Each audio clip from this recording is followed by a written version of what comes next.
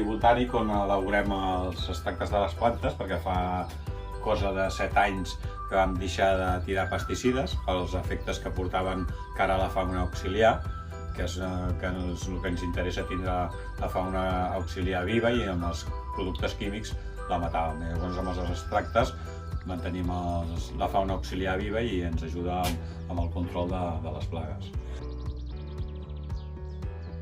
Llavors, per fer els extractes nosaltres recollim les plantes, sobretot ens dediquem a 3, que són l'ortiga, la consola i la cua de cavall.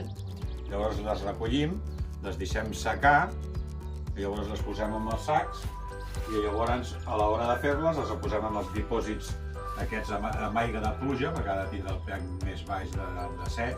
Aquí llavors tenim ja els sacs posats a dintre, que està fermentant, i llavors cada dia al matí tenim que oxigenar-los. Llavors agafem, obrim, i llavors podem fer amb un pal remenant-ho, o nosaltres hem fet així amb aire, introduïm el tub aquest a dintre, llavors engeguem. Ja amb l'aire ja va trencant i va oxigenant tot. Deixem un minut i ja està.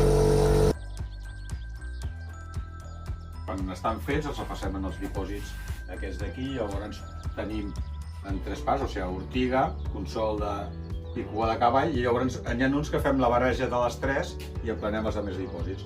I amb això llavors nosaltres tractem si hi ha plagues o fongs, i llavors també tirem 2 cops a l'any a primavera, abans que vinguin les calors, per el sistema de defensa vegetal, i llavors a l'hivern tornem a tractar també pel sistema de defensa vegetal per l'estrès tant de la calor com del fred.